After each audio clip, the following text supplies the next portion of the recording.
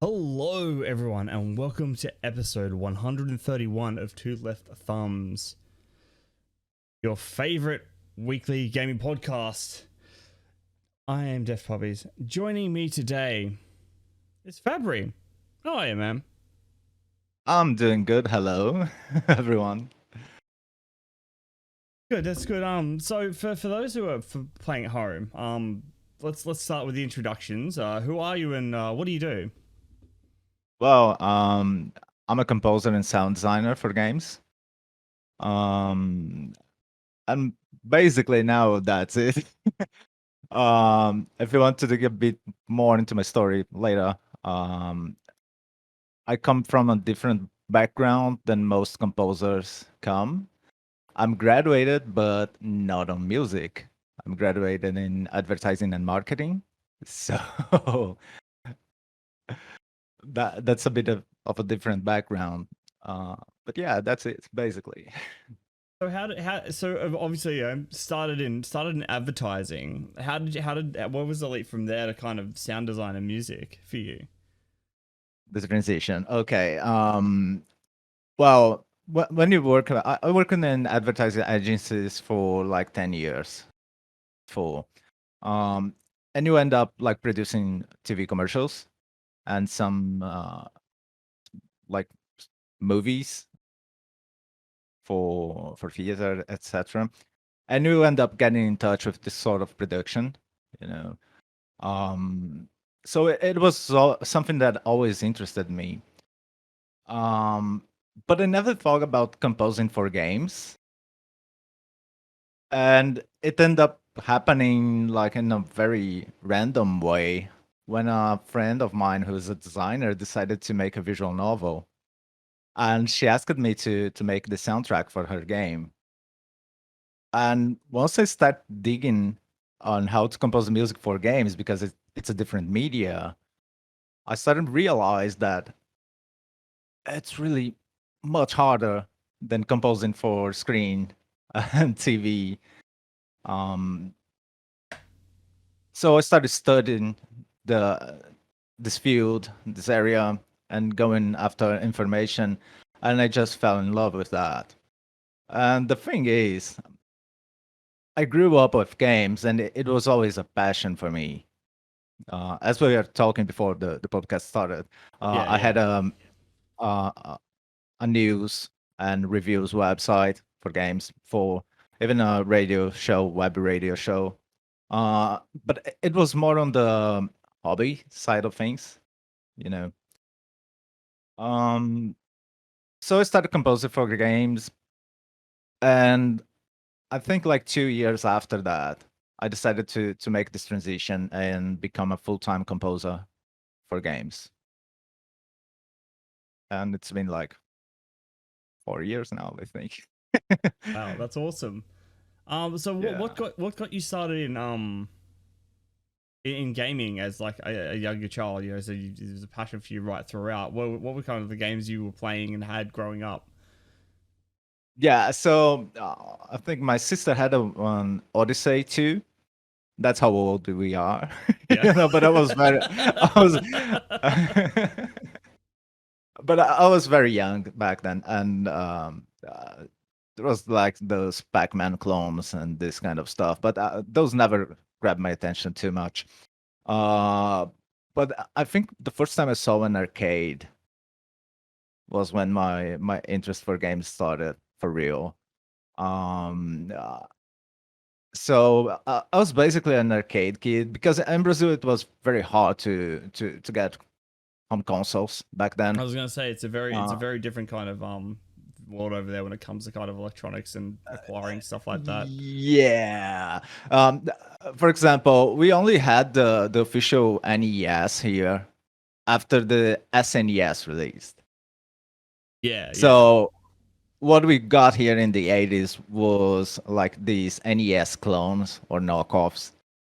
But even so, it was very expensive to get one of those. Um, Arcades, on the other hand, were very cheap to play. Didn't last long, but and the experience in arcades were very different from what you got home, right? Oh yeah, Graphics were yes. much better, you know. I remember some games that fascinated me back then. First of them was Double Dragon, and do you know this one? No, I don't. I never got into arcades myself until like much, Hmm. much later. So like, I think we had like I had a small town where I grew Hmm. up, and we only had one arcade, and it got closed down. So Oh, I see. so for me growing up, there weren't Yeah. any really around to kind of like experience those older arcade games. Only like recently in the last 5 or 10 years, especially since I have kids, you know, I get them off to the arcade because there's one down the road Mm. from me. That I've actually been able to get in them, and even now the arcades that we get these days are very kind of very different from what they would have used to have Oh been. yeah, Yeah, yeah. That's for sure. Well, arcade places were very shady for, yeah, they you were. know. That's why it has got shut down. Yeah. There was people getting Yeah. shaken down out. The kids were getting shaken down out front for their money, so other kids could go Yeah. in and play. It was terrible. Yeah, it was terrible. Well, that was the kind of environment I grew up. Yeah, you uh, grew up tough, man. yeah, but anyway, so Double Dragon is a beat 'em up. It was like a predecessor for Final Fight, which is a much popular game. Um, I remember Pit Fighter, and those may sound very obscure for younger people, right? But they're Oh yeah, very definitely. successful down here. Another moment I remember. Oh, the Teenage Mutant Ninja Turtles arcade game that had 4-player cabinet was Yeah, really I awesome haven't as played well. that one, but I've seen it around. They released a new Ninja Turtles game. Yeah, I they're think they're about to oh release they're that. about to release it. Yeah, and it's very Yeah. reminiscent of what that was as well, which I think would be Mhm. really cool to go back and play. Yeah, that one was really great. But then I remember entering the arcade and I saw this huge. It was not a line. People was just all surrounding the arcade machine, and I looked at screen and I thought, "Oh my God, what is this?" The game was so colorful, so full of elements, and I'm talking about Street Fighter 2. That was the first time I saw that game. Oh right, yeah, nice. Yeah, and it was so much better. It was a leap, like you were on PlayStation 2, and then suddenly someone throw a PlayStation 5 trailer at you. Just that's that's what is that's the kind of this? jump. My Yeah, mind. that's the kind of that's the kind of jump we had here with that game. But then yeah, then I end up getting a NES knockoff, and I think 1 or 2 years after Sega Genesis. And yeah, so I think I had every console released until the PlayStation 2. Yeah. And then I start to have an adult life, and I had to work in Ah, college yes. Yes, and all this adulting. kind of stuff. The rules of the Yeah. fun, yeah. So So sorry, keep going. no, go on. Oh, I was just say, so you've kind of got to college and adulted for a while. I'm assuming this is where you kind of got into marketing, right? Yeah, yeah. So what Well, was what was I had to work with other stuff before because I had to pay for the college. of course, yeah, So it's very common here in Brazil. You study and work at the same time, like full-time jobs, not yeah. part-time stuff. Um, so yeah. So I started working with other stuff before I actually got a chance into an advertising agency. And this is very important to realize. Advertising and marketing in Brazil are very tied together. I Yeah. know in some places, marketing side of things are more business oriented. Here's a bit different, but yeah, that was how I got into the advertising side of things. What drew you into advertising specifically? Copywriting. Operating? Uh, yeah, it's advertising is divided by two main creative sections, which Right. is art direction and copywriting. So art direction takes care of everything visual, and Yep. copywriting takes care of the rest of stuff. So you end up writing scripts for movies, lyrics for jingles, um, etc. You know, it's not only text; it's the whole thing behind Oh, it the as music well. and everything else behind it as well. Right. That's Yeah, yeah. Okay. yeah. I've never really looked into the marketing world. I mean, I'm not sure if it's the same here in Australia at all. But yeah. Mm. Whereas like that's I yeah, no idea what that world is like at all. I haven't really dove into it. I work in a kitchen for a living, so my whole existence is like I don't even know what a 9 to 5 is at the moment. Mm. It's bizarre to me. Yeah. um, So as I was saying, you create advertising, but then you have to send it to a production company. So they will have like professional musicians and producers producing the thing. And this was how I started getting in touch with these people and understand the process, you know, until eventually I'll start working on some small movies and other stuff. so let's talk about your work with games over the last 4 years because I'm a fantastic podcaster and interviewer and I haven't done zero research, so I'm learning with the audience today. Mm. So tell us about some stuff you've worked on, some of your favorite projects, stuff like that. Well, I can't say from the top of my head the number of projects I've worked right now. I'm working at Twilight Star Heart of Air, which is retro inspired with modern mechanics RPG. So it's very Final Fantasy-ish at its core. But if you look at the game, the visuals are more Western than your traditional JRPG. Okay. Um, I'm also working for an Australian studio that it's brand new. Um, I'm also helping them with the marketing side of things. Um, let's just call them ISGT for now because we can't disclose our stuff before doing all the Yeah, we legal don't part want of to. stuff. The last thing I want is to Yeah, be getting you in yeah, trouble for breaking a yeah. disclosure agreements. That would Um, be terrible. but yeah, but what I can say is we're working on a game that is Russian lore based, which is a very unexplored theme Yeah. in games. So like old Um, Russian like fairy tales and old that. I'm sorry, you cut it. Sorry, like Russian like old Russian lore, like old Russian fairy tales and stuff like that, or a bit further or a bit deeper. Well, see, a lot of times Russian culture is mentioned in games. It end up going to the military route Yep. of things. We are exploring mythology there. Yeah, and I won't go any further than No, that we here won't now. because I'm not sure if I'm allowed to do that. I'm sorry, I'll stop Uh, it. I can talk about Twilight Star because this is a much more known project right now. It was already funded on Kickstarter, you know.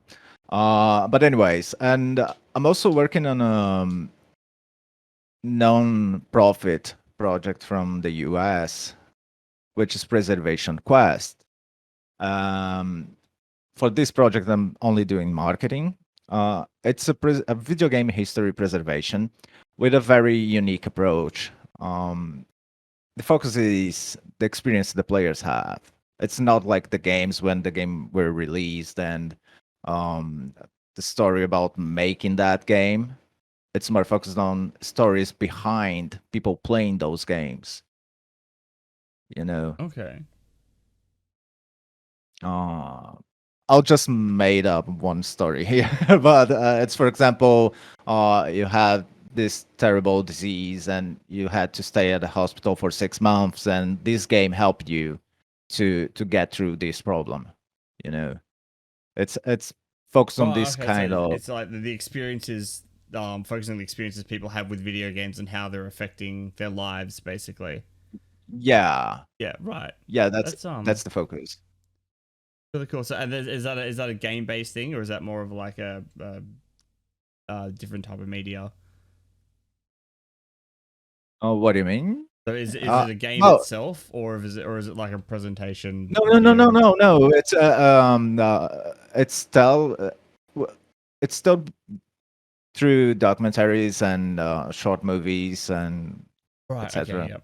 This kind of stuff. Yeah. So we have a whole team producing these documentaries, and then we're going to release them on the media. All right. Cool. Yeah. Right. Cool. Sorry. I thought you Yeah. were still talking about like it was as a game where you Well, like it's you because played it as a it is. person. Yeah. Oh, no, no, no, no! Talking about the game. No, it's a non-profit company, um, focused on video game history preservation and having this approach instead of just talking about hardware or software. You know. That makes sense. Yeah, sorry, I've totally misunderstood you on that. I was like, oh wait, was it we still? I thought this was like some really weird, interesting Well, concept game where it was like you play as someone who is playing a video game that is uh, affected by that video game. It's like this well, is interesting. that I like this. You can take that idea though, yeah, by the but way. the scope for that would be crazy. It would be insane. The Yeah. amount of work that I have to go into trying to get that to run like not to run smoothly, but to like the story to be told smoothly would be there'd be some effort there, especially if you're doing like Yeah. different people and working. Oh, you cut it again. Am I cutting out a bit? I've had issues with my microphone. Yeah. It's been. I'm just gonna sit right up on top of it and we'll hope for the It best. feels like it's just fading out sometimes. Might be It's not. my noise gate that's having some issues. We'll turn him down a bit. We'll see how that goes there.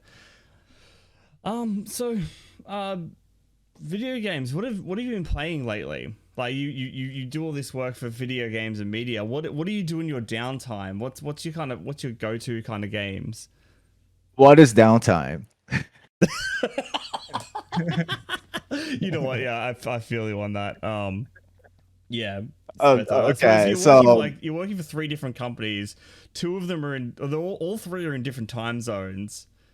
yeah, and Yeah. there's more. There's more because if you look at my website, I have some partnerships with audio companies, and sometimes when they are releasing a new product, they send us beforehand to test it and making a demo track. Right. Okay. So there's also these. Sometimes I have to compose a track for them to put on the website when they release the product. So yeah, it's crazy. But this leads me to one of my favorite kind of hardware in games, which are portable consoles. I love the PS Vita and the Nintendo Switch, and the reason why is I can play those before sleep. I just grab them and play a Yeah. little. And you just lay there and just drop the console as you pass out after a day. Yeah, you don't have to go through all those downloading updates and hooking stuff on the TV, etc. So it's pretty handy. And I also managed to get one of those. This is an 8-bit Oh, retro SNES nice. controller. And I have like Sick. a phone clip. I have a phone Also, clip so I can you've got Game play. Pass, get X Cloud going on there on the phone. I do have. I was How playing how Yakuza games. how's that been for you? I mean, I've played a little bit of it. I was having issues with it connecting with my internet because my home internet was weird, but my mobile internet was fine. How's your It experience works. been with it? Yeah, it works surprisingly fine here. The only issue I have is input lag, and I think that's normal because of ping. You know, so if you're on playing games that require you to have like a uh, quick response to your commands, like FPS games, etc., it's kind of bad. But for playing like Yakuza games, or I was playing even Devil May Cry 5, I think, that, and it was running fine. Okay, So nice. it's a much better experience than I was expecting it to be. To be honest. Yeah, I mean, after what was it? After Stadia, um, I don't know if you got to try that. I didn't. I had a few friends that had it, and it was they were having I issues. couldn't. I couldn't even connect to Stadia. Oh, really? Wow. That's Yeah, it was terrible. it was. But Game Pass works better than XCloud works better than Steam's Remote Play Okay, yeah, for me. righto.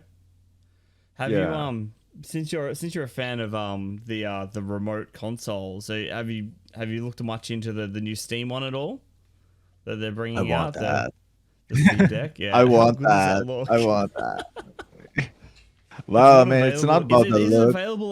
Is it available over in Brazil yet? Because it's not available here yet. I'm not sure. I mean, they opened the sales and they sold right away. And I heard there was this scalpers problem as well.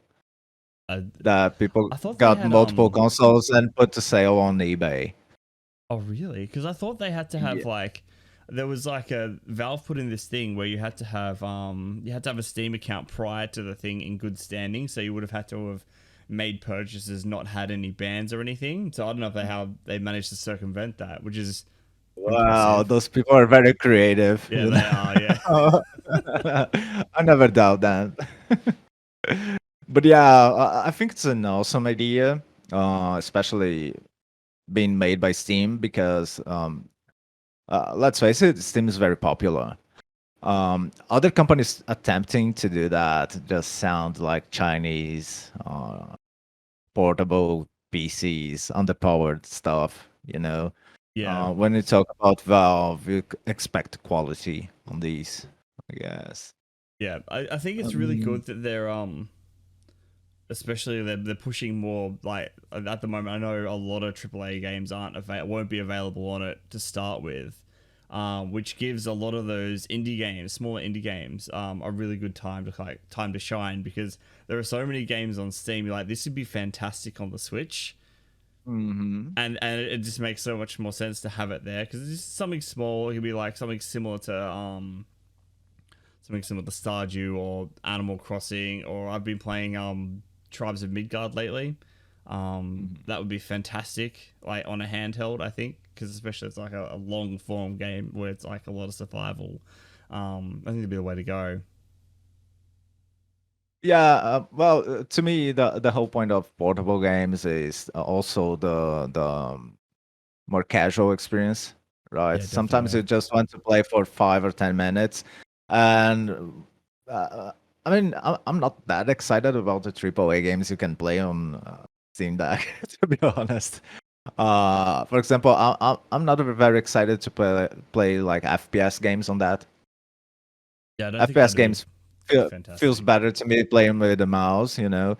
But smaller games that I have on Steam and I do not touch them because they are too casual to be sitting in front of a PC to play. At You don't least want to in go all over. You set up, you sit up, you like open everything up, and then you sit there for 10 minutes. I'm going now. It doesn't translate yeah, well. Yeah, it's like I just want to play this on my couch upside down. Just like it's yeah, fine. yeah. It's basically like this until you can't feel your hands anymore. Yeah, exactly. Then they need to Yeah. invent wrist straps so you don't actually need to hold it. There's like straps on, and that way your hands free. You don't have to hold anything. You're not gonna wreck your wrists. If you look on the internet, I think on AliExpress, there are this whole bunch of weird Nintendo Switch accessories. Like, now they have one you put on your neck, and it becomes a sport in front of you. Like, A food yeah, tray. it's really That's weird. fantastic. Just like round the neck. There you go. Oh, I'm gonna need one. That'd be Yeah, but great the for when I want problem to is train. it bounces a lot. That's the problem. Oh, okay, Once you righto. move, it starts bouncing. Yeah, I it's mean, weird. it'd be moving with you, right? You put some extra Uh, straps on there, it'd be I, fine.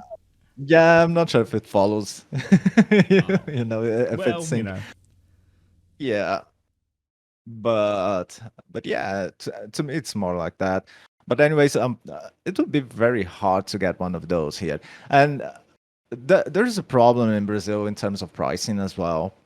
Yep. For example, you take the Nintendo Switch Lite. Okay, right now our currency rate is $1 equals 5 of our currency here. So we need to make 5 times more money to buy stuff. That's a simple But problem, right? Just make more money. Easy, done, sorted. We can do that. No problem. all you need to do is work for 3 different companies at the same time. It works, trust me. But the whole issue is, for example, the Nintendo Switch Lite costs $200, right? Yep. Flat conversion would be 1,000 of my money, correct?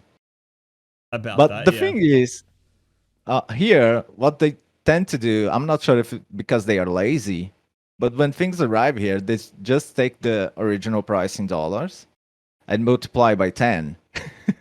That's what they do here. We don't have it to that extent here, but we have a very similar issue. Whereas like the flat conversion is like, okay, it's a little bit more, that's fine. And then the government decides to throw gaming tax on it and GST. So it's like you're paying like an extra, I mean, it's not so bad because it's like maybe an extra 20-30%. So it's not like as terrible as Brazil. But yeah, we definitely feel that over here as well. You know, like a new game is like $120 now. And it's like, no. Yeah. Oh. Yeah, so you know how PlayStation and Xbox are like increasing their prices for the new generation of games? So for the US, it's like $60-70. For us, it's like 120. Right, that's crazy. It's brutal, yeah. Our dollar isn't too far, generally isn't too far off the States either. It's usually like 20-30 cents behind, so it's not as bad. Yeah, but the weird thing is, I mean, it makes sense to make it a bit like a little bit more expensive because of taxes, because your government want the companies to be in your country and manufacture the games there and not just import without any sort of taxes. I understand that, but this is too over. I mean, the PlayStation 5 costs 5,000 of our money here. That's rough. It's crazy. And if you take the average salary, like monthly gains of the average Brazilian, it's around 1,000. Oh, so you need to work insane. 5. Yeah, so you need to work like for 5 months without eating and paying no your eating, no rent, just yeah, live on the street, just like live at work, just work 24 hours for like 2 months, and you'll be set. I mean, easy again. Yeah. Yeah, it's crazy. Money. It's the easiest way to do it, right? Yeah, but on the other hand, what Steam does is really cool. I was talking with a friend of mine, and I think we were talking about Ease 8, which was on sale here for 30 reais, which is our money. But it was 100 Australian dollars in Australia.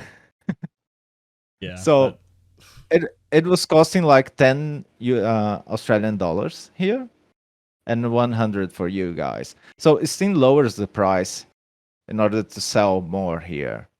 And it kind of killed the piracy in Brazil for PC games. Yeah, because I imagine with like gaming prices being so high, that would have been a fairly like high occurrence for you. The whole Brazilian gaming culture is based on piracy. Oh, wow. As I was telling you, yeah, but at the beginning it was not like because we don't want to pay for stuff. It was because the stuff was not here. Yeah, it was more of just trying to get it to the country in general, as opposed to like the expense. Because it started with companies making knockoff consoles of the NES and even arcade machines. Like they cloned old pinball arcade machines. For example, if it were like King Kong pinball machine, they would make some sort of other random monkey pinball machine with another name here. But the layout of the machine is the same, right? They just couldn't copy the license. Yeah. The NES knockoffs are usually the same console. The board is the same, but because the whole licensing stuff was tied to the games, not the hardware. So it was very weird. Um, Tectoy, I'm not sure if you heard of these. I don't think I have. No. Yeah, Tectoy was a Brazilian company that got the licenses for all Sega consoles in Brazil. And that's the reason why the Master System is still selling here. Oh, it's still Like, selling.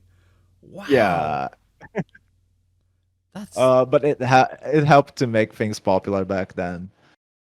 But yeah, they're still selling Master Systems here. if you Very need to cheap, get an but old. You need to get an older system. I'll get one shipped over because they're like because a lot of them over here now are just collector's items and they're hard to find in like good condition. well, but they are not exactly the Model 3, the classic one. They made changes, and most games come inside a memory. They're basically emulators right now with ROMs Right. Okay. inside. Yeah. Yeah. Um, uh, you want to know an interesting part of this history is when the PlayStation 1 released, some companies in Brazil decided to make a knockoff console, and it was called Polystation. But the thing is, it didn't run PlayStation games. What it ran was NES games. So when you open the disc lid, you had like a cartridge slot inside that. Oh my god, that is the best. Here's your new Yeah, PlayStation. Oh, I've got this game. This is great. You gotta. Why is there a cartridge in here? This is supposed to take discs. you have no Mom? idea. You have no idea of the amount of confusion in the stories about people getting PlayStations on Christmas here, because they asked their mothers for PlayStations, and their mothers had no idea of the difference, Yeah, right. you know, Yeah. between one and another. So they end up getting PlayStations instead. That is amazing. I kind of want to get one Yeah.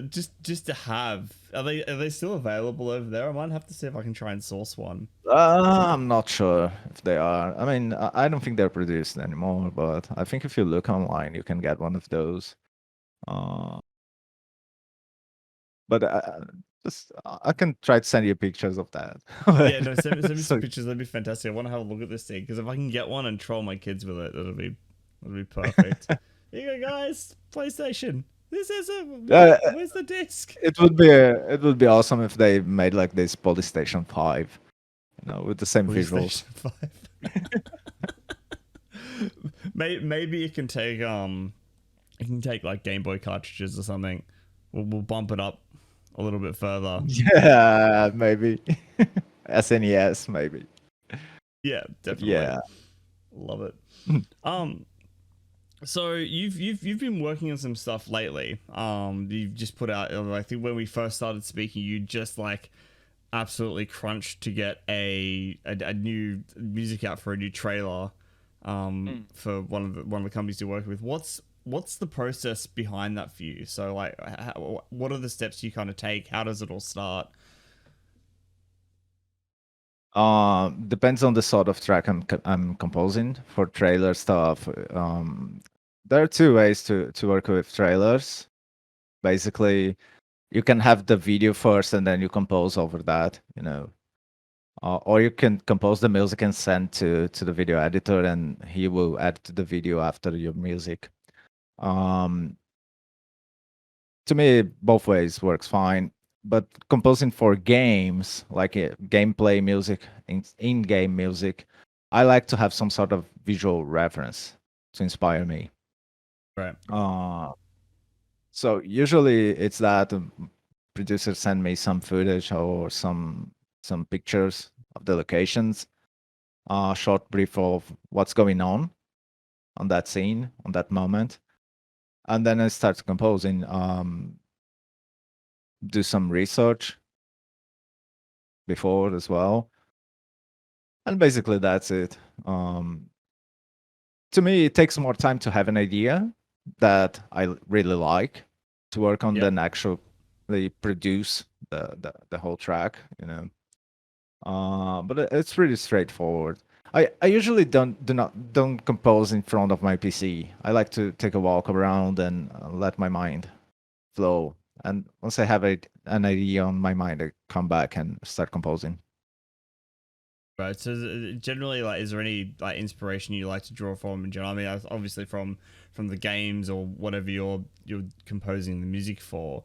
So say if you're doing the music first, and you don't really have much of a base, where do you kind of go from there?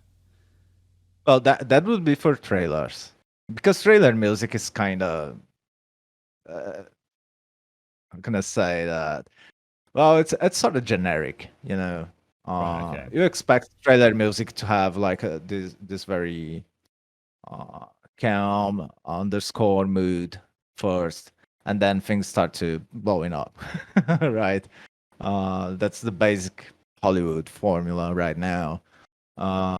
So when I don't have like a footage to compose for, you kind of follow those steps and compose the track.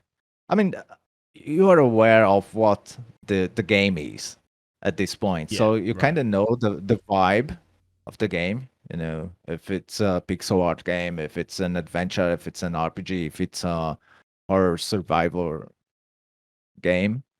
So it's basically like these, not very uh, complex to develop. Things get a bit more complex when you have like those adaptive audio tracks and have to work with transitions. That usually happens more on open world games, Okay. sandbox games. Also, when you're like Uh, transitioning to into a different area. yeah, Yeah. yeah, and this is what I mean when I was telling you back then about composing for games, because composing for screen is very linear, right?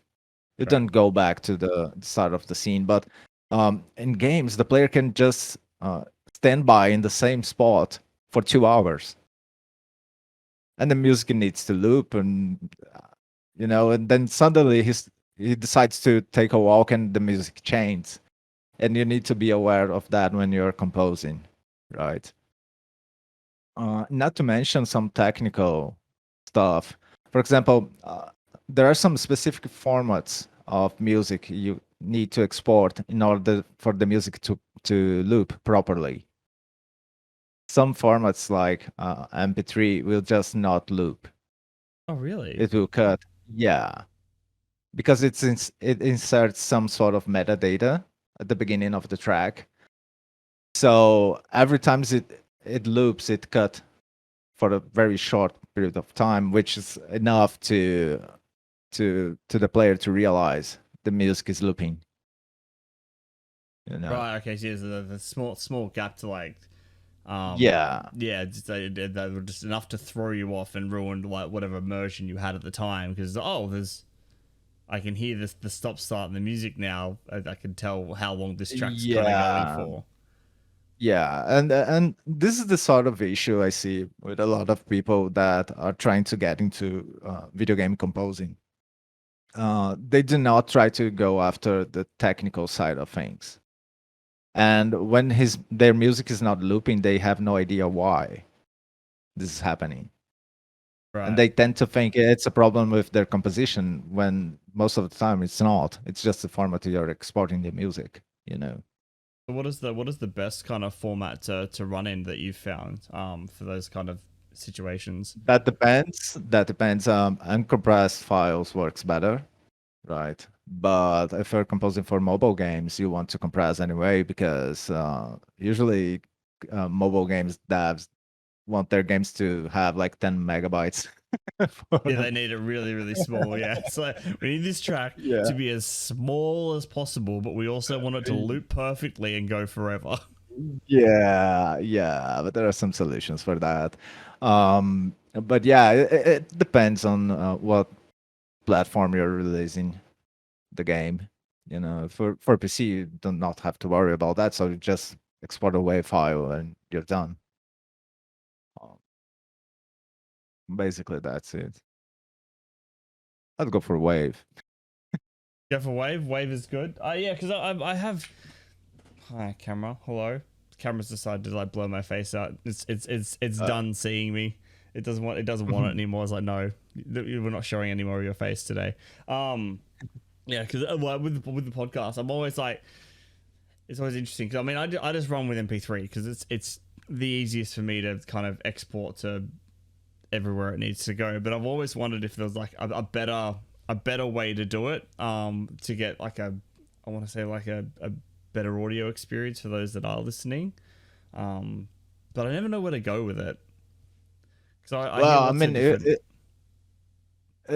if you export like a high quality MP3, it's hard for people to realize it's other format, right? If you Yeah, just put a WAV file and make them compare to a high quality MP3, they would probably not realize the difference, especially because they are mostly using like consumer grade headphones or speakers. They're not using like audio studio level. monitors and Yeah, yeah. So I wouldn't mind about that. The only issue you would have if it would be if you had like some sort of soundtrack looping on the background of the podcast. yeah, okay. Which is something I don't have. We used to for a while, but that was mostly um, to hide audio mess ups because we Background didn't want noise, background noise. background Yeah. noise. Yep, fans going. It's like, oh, this episode's particularly bad this week. We're just gonna throw a backing track in there, just really quiet, and it'll distract people enough that they forget that the audio issues are there. Worked every time. Yeah, it happens, and also like you have guests with different sort of audio equipment, right? Yeah, And sometimes they're just using like this really cheap earbuds to record their part, yeah. right? I've been pretty lucky actually for the most part. Like, because I mean, I speak to a lot of people who are content creators for like the first kind of chunk of the last lot of interviews I've done.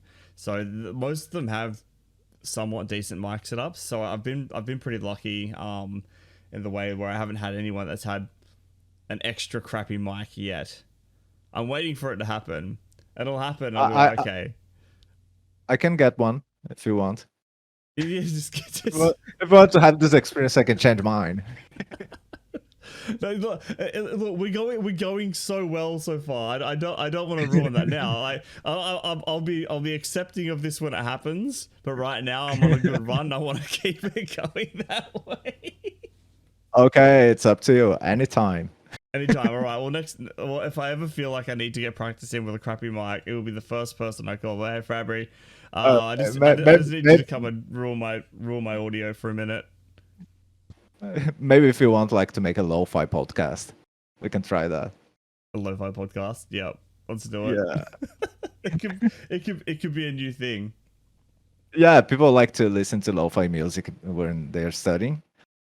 We can make them listen to a lo-fi podcast while they're studying, right? Yeah. You know, we might be onto something. We'll have to talk about this later. We might do a lo-fi edition. I'll get you to sort this one out. We'll just like dump it. It'll be fine. Yeah, we can use like Sapphire filters and put Yeah, some vinyl noise as well. in the background and layer some extra stuff in. It'd be great. I think we're onto something here. We could be on a real niche. I don't know. Yeah. Students, we'd have them sorted. Just like here's a lo-fi podcast. It sounds cool too, right? Yeah, I do. All right. All right. Well, that's all I've got time for this week, Fabri. Thank you so much for coming on. It's been an absolute pleasure to have you on and learn something interesting about a different side of gaming development, which one we don't hear very often. Because like I think I spoke to you about this before. I hear from like a lot of community managers and people kind of on the front facing kind of marketing side of things, but hearing from someone in sound design is really cool because you get to kind of see what goes what goes into the game, and it's a really unique perspective that I've really enjoyed listening to. We end up talking very short about those kind of stuff, right? About sound designing and music. Yeah, we end up We talking did. about a Well, lot of stuff, right? it's the way it goes though, right? Like you go, all right, we've got all this stuff here, and you start like you're a sound designer. We'll talk about sound. I had a and you just kind of you go sideways. It happens. Oh, if it feels more entertaining, I'm fine with that. I like to listen to things that are entertaining, not a lecture. Yeah, that's That's fair. my perspective. Yeah. Yeah. I've had I had a voice actor on once. Didn't speak once about voice acting. We started talking about horror podcasts. It was. It's just the way it It's goes. fine by me. It's If fine, people yeah. wants to know, if people want to know more about these, they can reach me, or they can ask you to make another episode, so we can Yeah, talk more specifically we can about do that. we can do a follow up episode where we actually talk about what we're supposed to talk about. That'd be Yeah. perfect. Yeah. And then when we were recording the follow up, we start talking about something else again. Yeah, exactly. We start talking about something else. We can just like, oh well, we talk about? We talked about gaming culture in Brazil, old consoles, gaming arcades. So Arcade, what can we hit next time? We can try and solve portable more consoles as well. portable consoles as well. We could also try and solve more pace. We can do that next time. We'll save that for next time. We'll like somewhere in Okay, Geneva convention. Yeah. that's awesome. Yeah. We'll do some real work. It'll be great. Okay. But thank you so much for coming on. I've appreciated your time very much. You've been incredibly entertaining to have a chat to. For those listening at home, where can people find you if they want to find out more about sound design and marketing? Where can they find you? Fabri Sounds on Twitter and on Instagram. And my website is okay. Nice timing. Hold on. No, it's okay. I can pop it in the show notes if you can't remember it. That's fine. Got it. Oh, he's deaf. I'm sorry for That's that. okay. Okay, I'll start again. You can find me at Fabri Sounds on Twitter and Instagram, and my website's fabrisounds.com. So Wait, excellent. I'm easy to find. Easy, Fabri sounds. Love it. For those who are looking for it, all these links will be in the show notes for the podcast as well. If you want to get in touch with the podcast, Twitter at leftpod, Instagram two left thumbs podcast, and you can find the video version of this up on YouTube at twoleftthumbs.online. Ladies and gentlemen, thank you so much for listening and hanging out. Fabri, again, thank you for joining me. It's been an absolute pleasure. And everyone else, I'll talk to you next week. Bye.